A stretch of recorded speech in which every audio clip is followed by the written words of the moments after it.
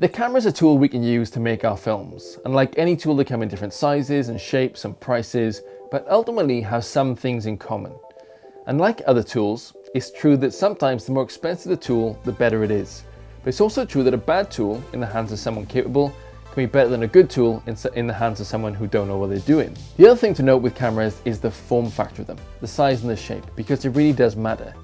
If your fieldwork is in the jungle, or maybe on a high alp on a glacier, you're going to want kit that's lighter than if you just hold up in your lab.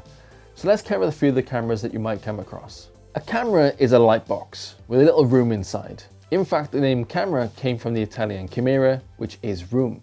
And at the back of that room used to be a roll of film, onto which the light would paint a picture. Nowadays we have an electronic version of that, and it's the little sensor you find inside. All digital cameras have different size rooms and different size walls that they can paint a picture onto. So let's take a look at some you might come across, starting with your camera phone. Smartphones have been blowing my mind for years now. The capability of getting really good footage out of them is fantastic.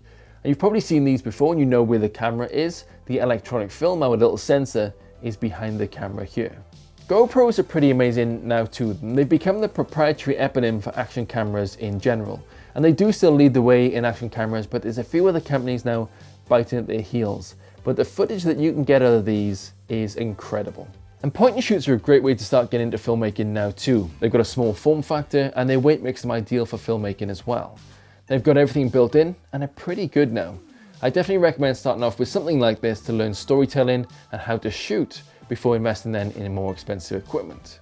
A more advanced camera like this has had a long journey. Early versions of these were called TLR cameras, twin lens reflex.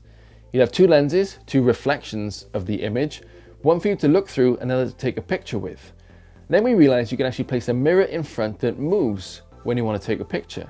You could look through it like a periscope to begin with and then take the picture with the same lens, a single lens reflex. Then digital sensors came about and we kept the same design but called them digital single lens reflex. Up until the DSLR, they were only used for photography, but it was apparent that you could actually record both images and moving images onto these electronic sensors, and the modern digital camera was born. They can be used now for both photography and for video, which is why they're so widely used and why they're so good for us as science filmmakers. Since then, we've shown you don't actually have to look through the lens at all. Instead, you can just show a version of the image on a second screen and get rid of the mirror completely. And in that way, modern mirrorless cameras are lighter and smaller because we've got rid of the mirror inside.